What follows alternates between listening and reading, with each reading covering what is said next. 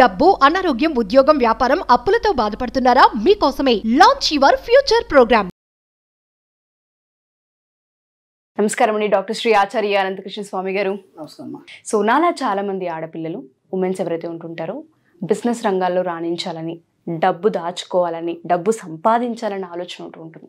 కానీ ఏ విధంగా విశ్వం మనకి ఎలా సహకరిస్తుంది అంటారు? దానికి ఇప్పుడు మనం లేడీస్ క్లాస్ కూడా పెట్టబోతున్నాం కదా. ఓ thank you sir. Ladies special class ఇంత చేస్తున్నాం మనము.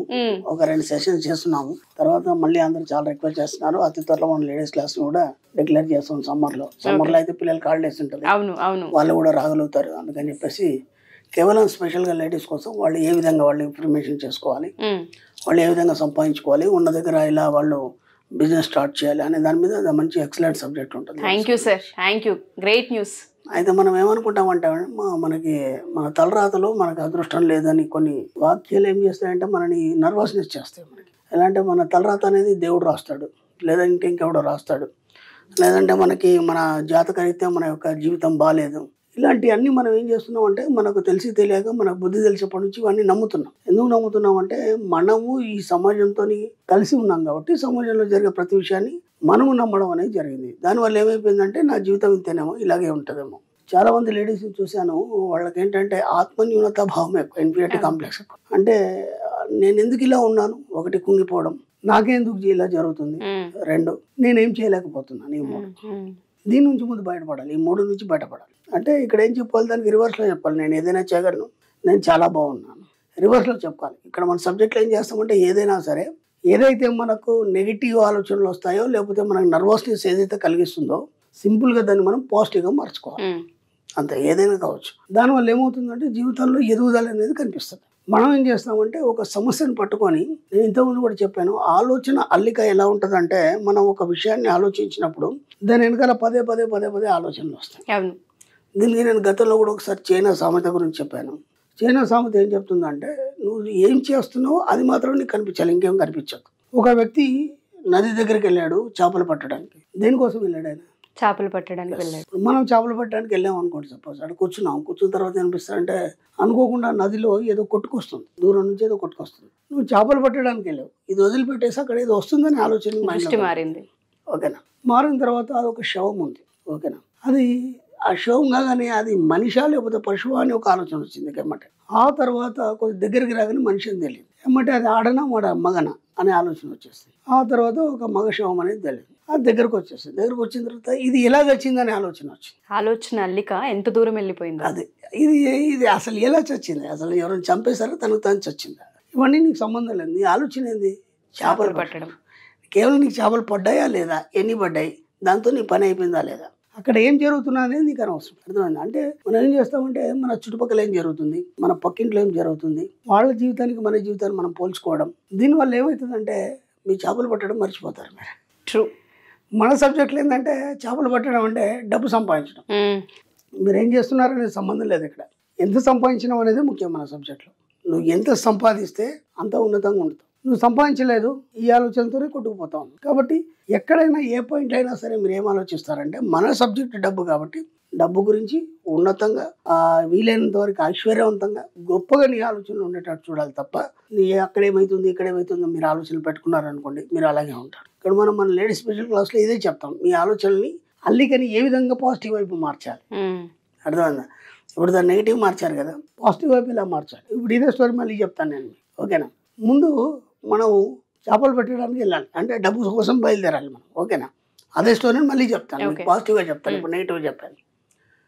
ముందు మనం ఎంత పెద్ద వల తీసుకెళ్ళాలి, నీకు ఎన్ని కావాలనే దాని మీదకి వెళ్ళి నీ ఆలోచన విధానం అనేది. ఒక స్త్రీని ఒక సముద్రం దగ్గరికి తీసుకెళ్ళి, తీసుకెళ్ళిన తర్వాత అక్కడ సముద్రం చూడగానే మీకు వేరే ఆలోచనలు రావు. ఎందుకంటే కొన్ని సందర్భాలను చూసినప్పుడు మనకు వేరే ఆలోచనలు రావు. పున్నమి వెండల, ఒక ఏనుగు ముఖము, లేదంటే మనకు సముద్రం. ఇప్పుడు మీరు సడన్గా ఇట్లా వెళ్తున్నారు, ఆ సముద్రం నుంచి పెద్ద ఏనుగు వచ్చింది అనుకోండి, ఇంకా వేరే ఆలోచన రావు. దాన్ని చూసి పెద్ద పర్వతాకారం కలుగుతుంటే వేరే ఆలోచన రావు. ఇవన్నీ ఐశ్వర్యానికి గుర్తు. ఇప్పుడు ఆ సముద్రం దగ్గర పోగానే మనకి ఏమనిపిస్తుంది అంటే, ఓ ఇంతగానం వాటర్ ఉన్నాయి, అంత డబ్బు నీ దగ్గర ఉందని ఊహించాలి, అంత సంపద ఐశ్వర్యం నీ దగ్గర ఉందని ఊహించాలి. ఎందుకంటే అది ఐశ్వర్యానికి చిహ్నం. అవును. ఎందుకు ఐశ్వర్యానికి చిహ్నం? సముద్రంలోనే అన్నీ ఉంటాయి, ఖనిజాలు ఉంటాయి, లవణాలు ఉంటాయి, ఆ సముద్ర గర్భంలో ఎన్నో రత్నాలు ఉంటాయి. ఎక్కడ లేని సంపద అంతా సముద్రంలోనే ఉంటుంది. కాబట్టి అది ఐశ్వర్యానికి గుర్తు. ఏనుగు ముఖం అది కూడా ఐశ్వర్యానికి గుర్తు. అలాగే పుణ్యం వెన్నెల ఎవరు ఆస్వాదించారు దాన్ని? ఒక్కసారి ఆలోచించండి. మీరు పల్లెటూరుకి వెళ్ళారు, మనం అంటే సిటీలో ఉంటాం మనకు తెలియదు కానీ పల్లెటూరుకి వెళ్ళాము అనుకోకుండా రాత్రి తిన్న తర్వాత ఊరికి అట్లా బయటికి వెళ్తే చక్కగా వెన్నెల అంత అడవంతా పరుచుకుంటుంది. దాన్ని చూస్తుంటే ఎంత ఆహ్లాదకరంగా ఉంటుంది. వేరే ఆలోచనలు రావు నీకు. వేరే ఆలోచనలు రాని స్థితికి వెళ్ళాలి నువ్వు ఎప్పుడు కూడా. ఓకే, వేరే ఆలోచనలు రాని స్థితికి వెళ్ళాలి. అంటే దీన్ని నువ్వు ఉన్నతంగా ఊహించుకున్నప్పుడు వేరే ఆలోచనలు రావు. ఇప్పుడు నీకేముండాలి? ఎంత పెద్ద వల తీసుకెళ్ళాలి, ఎన్ని చేపలు తీసుకొని రావాలి, నువ్వు వెళ్తున్న చెరువుకు నదికి కాదు సముద్రానికి. అయిపోయింది. అది నెగిటివ్, ఇది పాజిటివ్. ఆలోచనల అల్లిక అనేది మనని బట్టే ఉంటుంది, మనలోనే ఉంటుంది ఏదైనా అనేది అర్థమవుతుంది. కాబట్టి అల్లికని మార్చుకోవాల్సి ఉంటుంది. మనం ఏం చేస్తామంటే నేను ఇంతకుముందు గతంలో చెప్పాను, వంశపారపర్యంగా మనకు గత జన్మ నుంచి మనకు వచ్చినటువంటి అనుభవాలే మన జీవితంగా మలుస్తాయి. ఓకేనా? వంశపారపర్యంగా జీన్స్ ఏవైతున్నాయో మన పూర్వీకుల నుంచి ఆ యొక్క అలవాట్ల ద్వారానే మా యొక్క జీవితం ఉంటుంది అనేది సైన్స్ చెప్తుంది. మనం ఏం చెప్పామంటే నీ జీన్స్ యొక్క అల్లికని మార్చుకోమని చెప్పాం మనం. అసలు ఇది ఎవరికి సాధ్యమవుతుంది? అప్పుడు మీకు ఉన్నటువంటి జీన్స్ యొక్క అల్లిక ఉంది, దాంట్లో మీ ఆలోచనలు పదే పదే మీరు పొదిగించినప్పుడు ఆ అల్లిక కూడా మారిపోతుంది. జీన్స్ యొక్క అల్లిక కూడా మారిపోతుంది. మారిపోయినప్పుడు నీ జీవితం మారిపోతుంది ఆటోమేటిక్. కాబట్టి ఎక్కడ నర్వస్ కావాల్సిన అవసరం లేదు, ఎక్కడ తగ్గాల్సిన అవసరం లేదు. వీళ్ళనంత ఉన్నతంగా ఊహించుకొని మీ జీవితాన్ని ఎప్పుడు ఐశ్వర్యవంతంగా చూసుకున్నప్పుడు ఏమవుతుందంటే మీ జీవితంలోకి నెగిటివ్ అనేది రాదు. తప్పకుండా. అప్పుడు మీకు ఎన్ని చేపలు కావాలో పట్టుకొచ్చు. తప్పకుండా సార్. ఎవరైతే ఎపిసోడ్ చూస్తూ ఉంటుంటారో 1కి 4 సార్లు ఎపిసోడ్ చూడండి. దానికన్నా ముందు ఒక పెన్ను పేపర్ తీసుకొని స్టార్టింగ్ నుంచి ఈ 10 minutesలో ప్రతి పాయింట్ రాయండి. మన ఆలోచన అల్లిక సంపద వైపు ఉందా లేదంటే నెగిటివ్ ఎనర్జీ వైపు ఉందా అనేది మీకే అర్థమవుతూ ఉంటుంది. దయచేసి ప్రతి పదాన్ని నోట్ చేయండి. థ్యాంక్ యూ సో మచ్ గురువు గారు. ఎస్పెషల్లీ ఆడపిల్లలందరికీ, ఆడవాళ్ళందరూ కూడా ఒక దగ్గరే ఆగిపోతాం, ఒక ఎమోషన్ దగ్గరే కట్టేసి పడి ఉంటుంటాం మేము. ఆ ఆలోచన అల్లికని కొంచెం మార్చగలిగిన జీవితాలు బాగుంటాయని స్టార్టింగ్ లో కూడా చెప్పాను కదా, ఈ అల్లికంతా మీకు సెంటిమెంట్ చుట్టూ తిరుగుతూ ఉంటుంది. ఎగ్జాక్ట్లీ. మీరు దాని నుంచి బయట పడలేరు. ఎలా ఉంటుంది అంటే మీకు ఏమనిపిస్తుంది అంటే చీమలో తేనెలో పడ్డ చీమలాగా అనిపిస్తుంది. ఇప్పుడు తేనెలో చీమ పడింది, అది తాగలేదు, బయటికి రాలేదు. ఈ సంసారం అనేది భర్త పిల్లలు ఈ యొక్క అట్మాస్ఫియర్ ఇదంతా ఎలా ఉంటుందంటే, నేను చిన్న ఎగ్జాంపుల్ చెప్తాను. ఒక అమ్మాయి ఉంది, చాలా బాధ్యత గల అమ్మాయి. ఓకే, ఏదైనా సరే వాళ్ళ ఫ్యామిలీలో అందరూ ఆమెకే చెప్తారని, అంటే ఈవెన్ అన్నీ తీర్చాలి. ఏ చిన్న సమస్య వచ్చినా అక్క ఎక్కడున్నావు, పరిగెత్తుకెళ్ళాలి, ఆ సమస్య తీర్చాలి, అన్ని బాధ్యతలు సక్రమంగా నిర్వహించాలి, ప్రొద్దున లేవగానే అన్ని ఇంటి పనులన్నీ చేయాలి. అసలు ఆమె అంటే అమ్ము ఆమె పేరు చెప్తే ఆమెనా చాలా గ్రేట్ అనేది.